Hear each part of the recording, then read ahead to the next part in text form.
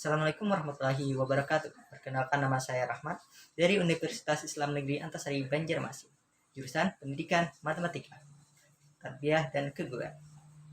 Pada kesempatan kali ini saya akan mengagendakan PPL 2 daring yang akan dilaksanakan di MTSN 40 Sungai Utara. Silahkan ditonton videonya.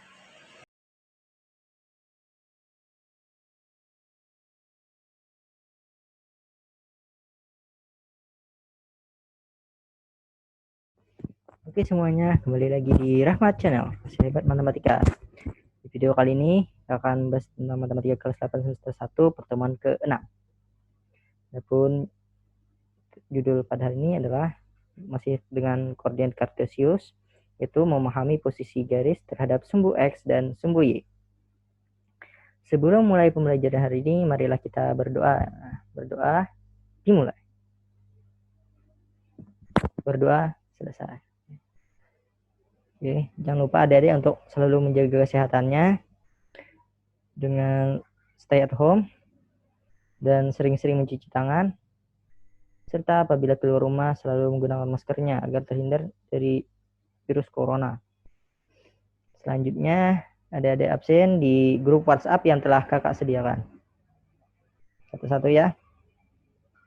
Terakhir adalah simak pembelajaran hari ini dengan baik agar ilmunya bermanfaat dan berguna untuk kedepannya nanti. Adapun tujuan pembelajaran ini adalah peserta didik dapat memahami posisi garis sejajar, tegak lurus, dan berpotongan terhadap sumbu X dan sumbu Y. Oke, silakan adik-adik untuk menambah wawasannya dan menambah pengetahuannya, silakan di search di Google agar pengetahuannya bertambah dan lebih memahami pembelajaran pada hari ini. Sebelum itu kita mengingat dulu pertama pengertian tentang garis-garis sejajar, garis-garis berpotongan, dan garis-garis tegak lurus. Apakah ada sudah ingat? Oke, betul sekali. Anggaplah adik-adik ingat, dan inilah pengertiannya tentang garis-garis sejajar, garis-garis berpotongan, dan pengertian dari garis-garis tegak lurus. Mari kita baca sama-sama. Garis-garis sejajar adalah kedudukan atau lebih garis yang tidak mempunyai titik potong, walaupun garis-garis tersebut diperpanjang. Artinya, garis-garis sejajar itu tidak memiliki titik yang berpotongan atau tidak bertemu dan saling berhadapan. Nanti lebih jelasnya di bentuk dan contohnya nanti. Selanjutnya, pengertian garis-garis berpotongan. Garis-garis berpotongan adalah kedudukan dua atau lebih garis yang mempunyai titik potong karena garis-garis tersebut saling bertemu. Nah, artinya garis-garis berpotongan itu adalah dua garis atau lebih yang saling bertemu, baik itu di suatu titik atau beberapa titik. Selanjutnya, pengertian garis-garis tegak lurus. Garis-garis tegak lurus adalah kedudukan garis yang berpotongan dan pada titik potongnya terbentuk siku-siku. Artinya, garis-garis tegak lurus itu adalah garis yang berpotongan, tetapi ada ciri khasnya, yaitu garis tersebut membentuk siku-siku dan berderajat 90 derajat. Mari kita mengamati dari gambar ini. Perhatikan garis L, garis M, dan garis N pada koordinat kartesius di bawah ini terhadap sumbu X dan sumbu Y. Ya, perhatikan adik-adik.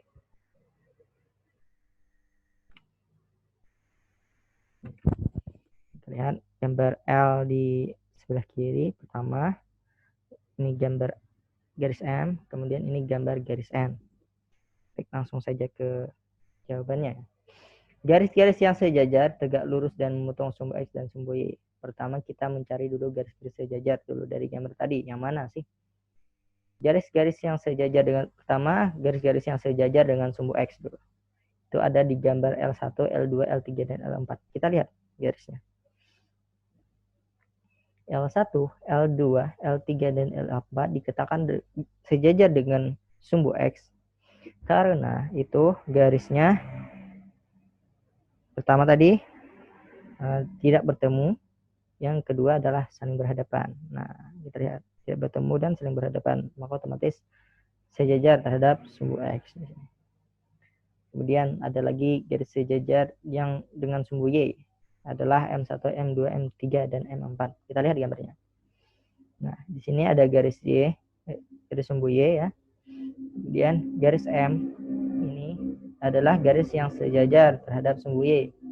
Kita lihat sama tadi, garisnya itu saling berhadapan dan tidak bertemu.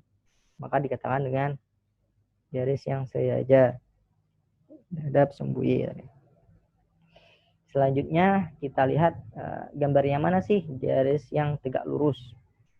Pertama ada garis-garis yang tegak lurus dengan sumbu X. Di sini adalah M1, M2, M3, dan M4. Itu dikatakan tegak lurus terhadap sumbu X. Kita lihat gambarnya. Nah, untuk garis yang tegak lurus tadi pertama adalah di sini kita lihat garisnya itu vertikal, yang satunya horizontal. Otomatis itu berpotongan dan bertemu titiknya di sini. Misalnya saya ambil satu dulu titiknya, bertemu di sini,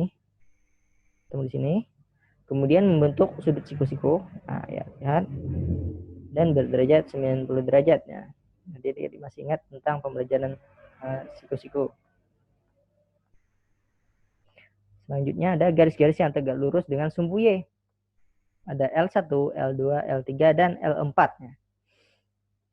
Nah, di sini kita lihat sumbu Y-nya tegak lurus terhadap L. Tegak lurus tadi bertemu dan bentuk sudut siku-siku. Itu dikatakan tegak lurus. Ini gambarnya ya. Lanjut terakhir adalah garis yang berpotongan. Nah, garis-garis yang memotong sumbu X dan sumbu Y kita lihat adalah di gambar N1 dan N2 ya. Garis yang sering memotong atau berpotongan itu adalah terhadap sumbu X dan sumbu Y itu bertemu ya. Bertemu tetapi tidak membentuk sudut siku-siku, sembarang saja ya mereka bertemunya. Ya, di sini lah. Kalau N1 bertemunya di sini. Untuk Y dan X-nya, sumbu X-nya bertemu di satu sini. Dan untuk N2-nya sama juga. Ada dua titik yang bertemu. Untuk lebih memahaminya kita ke praktek. Silahkan adik-adik gambarlah garis M dan N. Contohnya saja ya, saling sejajar tapi tidak tegak lurus dengan sumbu X dan sumbu Y.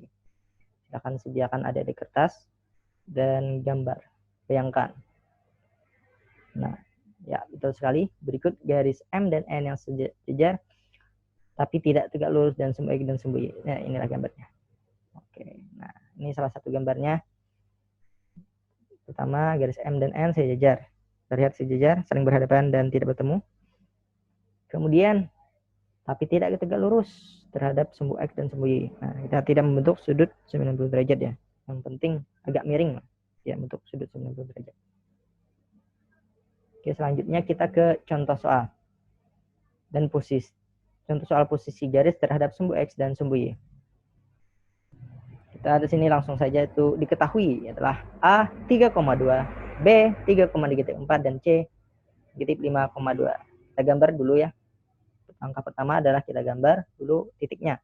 Untuk titik A 3,2 di kuadran 1 karena keduanya positif. Nah, untuk titik B, masih ingat kan pembelajaran tentang menentukan koordinat titik. 3,4. X-nya positif 3, kemudian Y-nya negatif 4. Nah, di sini gambarnya. Di kuadran berbentuk 4. Untuk yang C, negatif 5,2. X-nya negatif 5, dan Y-nya 2. Nah, itu gambarnya. Nomor 1. Sama-sama ya. Jika dibuat garis melalui titik A dan titik B. Ya, kita lihat gambar dulu garisnya. Bagaimana kedudukan garis tersebut terhadap sumbu X dan sumbu Y? Silahkan adik-adik jawab dulu. Yang kedua, jika dibuat garis melalui titik A dan titik C. Nah, garisnya, buat saja dulu garisnya. Bagaimana kedudukan garis tersebut terhadap sumbu X dan sumbu Y? Silahkan adik-adik jawab dulu. Yang ketiga, jika dibuat garis melalui titik B dan titik C. Nah, seperti ini garisnya. Bagaimana kedudukan garis tersebut terhadap sumbu X dan sumbu Y? Oke. Ya, betul sekali adik-adik. Untuk nomor 1 dulu ya, kita bahas sama-sama. Itu kedudukan garis terhadap sumbu X. Pertama dulu, garis yang melalui titik A dan titik B itu tegak lurus pada sumbu X. Tegak lurus itu kan tadi membentuk sudut siku-siku. Nah, ya di sini ya. Untuk siku-siku terhadap sumbu X maka tegak lurus. Dan sejajar terhadap sumbu Y. Sejajar terhadap sumbu Y adalah saling berhadapan dan tidak bertemu. Nah, oke. Kita sejajar terhadap sumbu Y. Yang kedua. Oke, betul lagi. Garis yang melalui titik A dan C sejajar sumbu X. Nah, sejajar tadi apa? Saling berhadapan dan tidak bertemu. Dan posisinya adalah tegak lurus pada sumbu Y. Sudah saya lihat di sini bertemu dan membentuk sudut siku-siku, maka dikatakan tegak lurus. Yang nomor 3, terakhir ini. Nah, betul juga. Garis yang melalui titik B dan titik C itu tidak sejajar dan tidak tegak lurus pada sumbu X dan sumbu Y, tetapi itu saling memotong ya, atau bertongan atau memotong sumbu X dan sumbu Y. Di sini motongnya. Di sini ya, dan di sini. Oke. Ya, betul sekali. Adapun kesimpulan pembelajaran hari ini adalah garis yang sejajar sumbu X pada setiap titik yang dilalui mempunyai ordinat yang sama atau sama dengan nilai sumbu Y-nya. Dan yang kedua, garis yang tegak lurus sumbu X pada setiap titik yang dilalui mempunyai absis yang sama. Kemudian yang ketiga, garis yang sejajar sumbu Y pada setiap titik yang dilalui mempunyai absis yang sama juga. Yang keempat, garis yang tegak lurus sumbu Y pada setiap titik yang dilalui mempunyai ordinat yang sama. 5. Garis yang berpotongan terhadap sumbu X dan sumbu Y pada setiap titik yang dilalui mempunyai absis dan ordinat yang berbeda. Masih ingat tadi untuk absis itu adalah nilai X dan ordinat adalah nilai Y ya. Di keterangannya nanti. Silahkan pahami adik-adik masing-masing.